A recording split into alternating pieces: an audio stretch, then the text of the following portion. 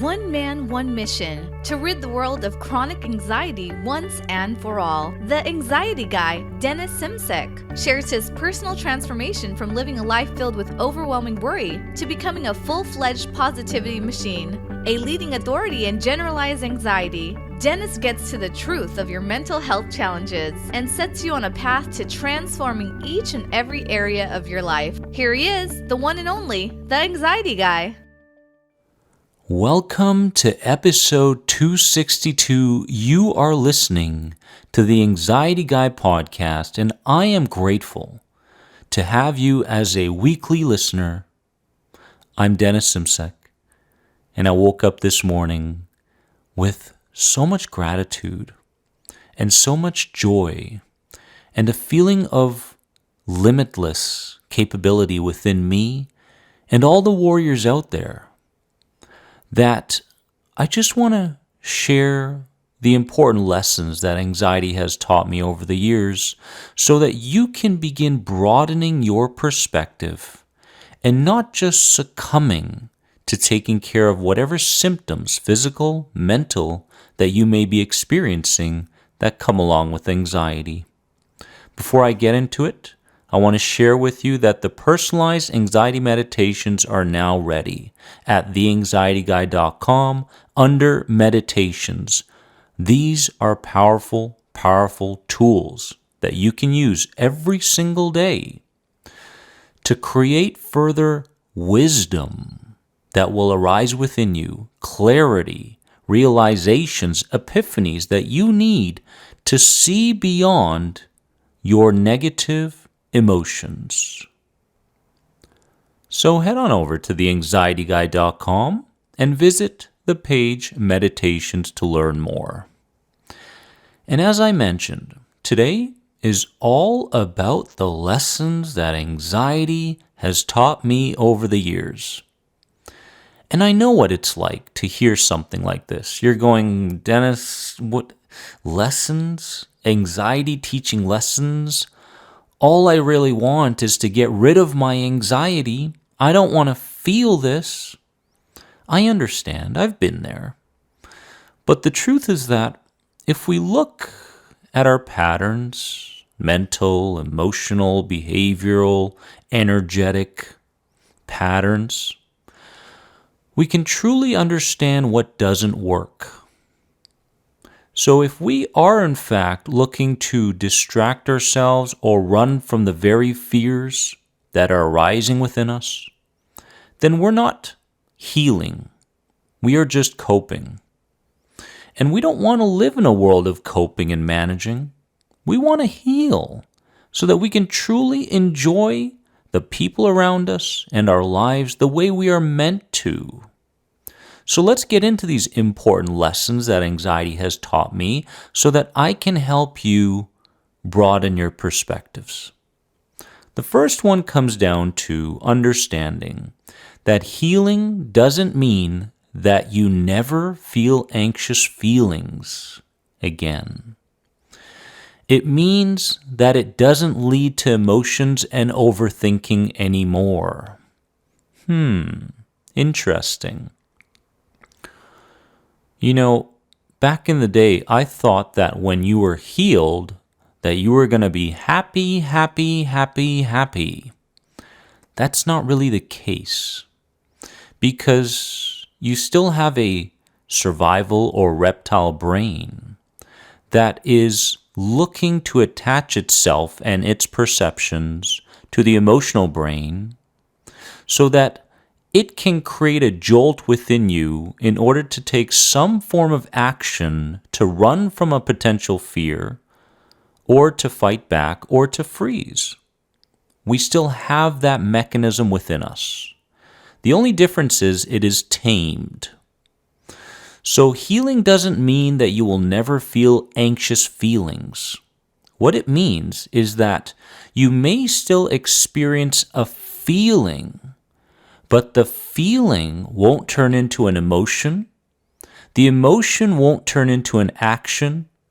The action won't turn into future sensitivity. And that future sensitivity will no longer run your life. Do you see what I'm saying here? Healing means that you get a feeling and you see beyond it, or you think beyond it, or you act beyond it, or you don't do anything. A lot of people that are healed don't do anything about those anxious feelings anymore, when in fact the ones that are suffering always feel like they have to do something about them. Look at the difference in approach. Look at the difference between being reactive to anxiety and being responsive. Being hateful and fighting, and being compassionate and loving and understanding towards this side of us that truly loves us unconditionally. The second lesson that I learned was that control feels necessary, but when you're healing, you realize how overrated it is. When I was suffering from anxiety, I had to control every aspect of my life. Forget my life, I had to control other people's lives. I had to control the environment in my workplace. I had to control the cafe that I was sitting at. Everybody had to be attuned to me. The world doesn't revolve around me or you. And let me tell you something, that need for control is overrated. You may feel like you need a sense of control no matter where you go or who you're with or what you're doing. But again, this is a delusion. This is a trick to keep you in the fight or flight response. So don't fall for the trick. Control is overrated. See beyond it. Because when you can begin giving up control, an interesting thing starts to happen. You literally start gaining control over the things you have control over on the inside, like the way you think, how you perceive, what you do, how you see yourself, what you verbalize. You start to gain control over these things the more control you give up. Interesting. Number 3 lesson was that you are starting to love taking this journey of growth on alone. And this was a big one for me. I felt like if I was going to take this journey on alone, I would fail. Where does that come from? Where do the doubts, where do the walls come from? Well, they come from previous experiences, because anything can be deemed a trauma to the subconscious body-mind. And so, because this is the case, many times we feel like if we take full responsibility and go about this healing journey alone, then we won't be able to accomplish our desires, our goals. This is untrue. So I started to actually love taking this journey on alone because I once and for all got to know myself. Until that point, I didn't know who I was. I didn't know what identity I was. Yes, I had a name. Yes, I had a career. But I was none of those things. I was an energetic being. I wasn't a physical being. And when you make the choice that, hey, I'm going to take full responsibility for this, how I'm feeling, all the other patterns that no longer serve me, then you start to feel a sense of awakening. You start to awaken to worlds, planes, dimensions, feelings, relationships, all of these things that you wouldn't have access to when you were constantly searching for somebody else to help you. So again, love this journey that you're on alone. Love it. And I promise you, the world and life will open its arms up to you and say, Finally, you are embracing this thing called life. Number 4 was that happiness was no longer the goal for me. Inner peace and naturality was. I always thought that happiness was the goal. But the truth is that I no longer feel the need to be happy all the time. It's no longer a goal when I wake up in the morning. I know that challenges are going to arise, and I need to step up to those tests, and I need to embrace those challenges, and I need to deliberately place myself in uncomfortable situations. And I realize that happiness is a byproduct of inner peace. When I felt a sense of inner peace and a sense of naturality, and when I mean naturality, what I mean is that I was no longer going about my life holding up this mask, this artificial mask of how society wanted me to be and how my subconscious mind, my inner child, interpreted the world. No, no longer. I made peace with peace. I understood what peace was, and I no longer felt the need to distract myself from inner or outer challenges. Happiness was no longer the goal. Inner peace was. So, when you meet with inner peace and a sense of naturality, you're going to have to sacrifice people in your life. You may have to sacrifice your job, your career. You may have to make more sacrifices, and guess what? Until you're willing to make those sacrifices that are holding you back, you will never heal. So understand that happiness is not the goal. And finally, I was beginning to look in the mirror and not force a pleasant response. You naturally love and respect what you're starting to see in the mirror.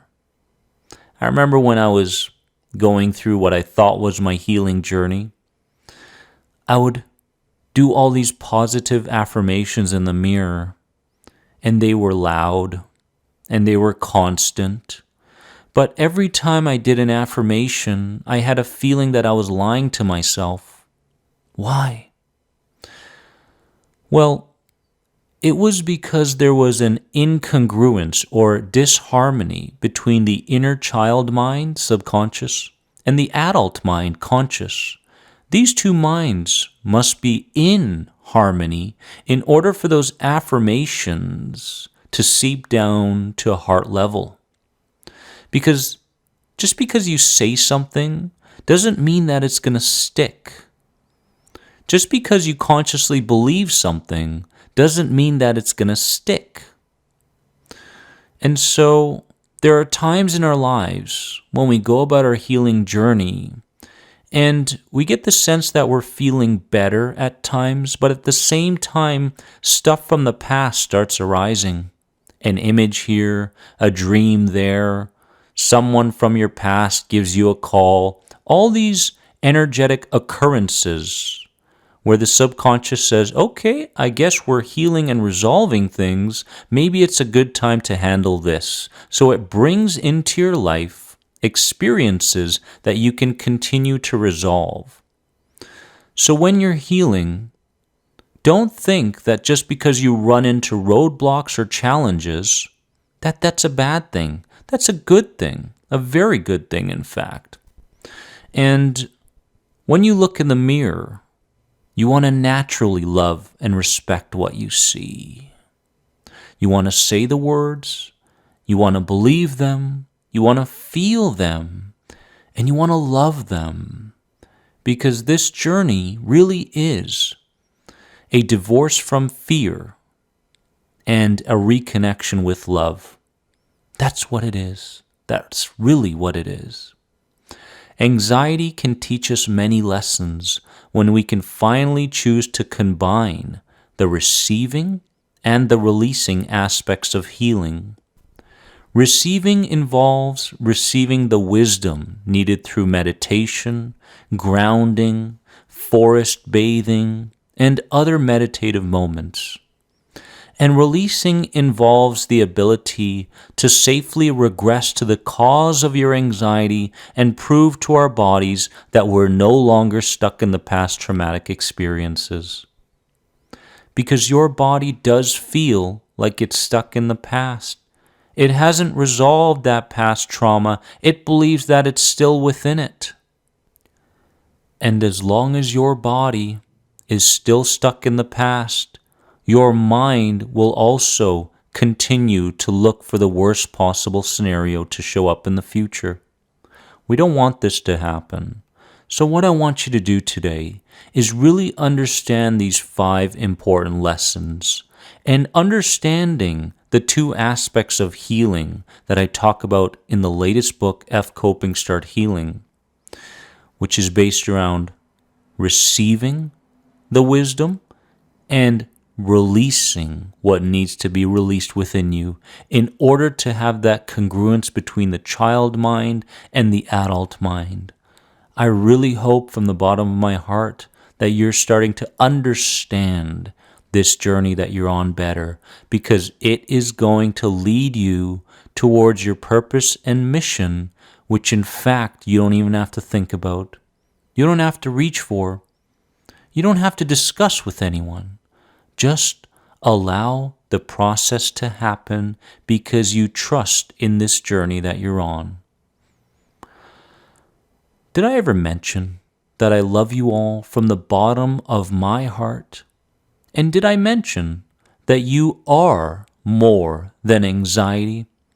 This podcast will be posted on YouTube, so listen to it a second, a third time, and comment so that we can interact. If you get a chance, join our Facebook group under The Anxiety Guy. We'd love to have you there. And if you have any other questions on the personalized meditations, head over to theanxietyguy.com today. Have a progress-filled day because you deserve it. Bye-bye. Thanks for being an important part of the Anxiety Guy podcast community. If you enjoyed this podcast, please leave a positive rate and review. If you're searching for further support on your road to recovery from anxiety, head over to anxietyexit.com and take part in the powerful End the Anxiety program based around the CBT model. If you're searching for a more one-on-one approach, you can sign up now for personal coaching sessions with Dennis via Skype. Remember, you are more than anxiety. See you in the next episode.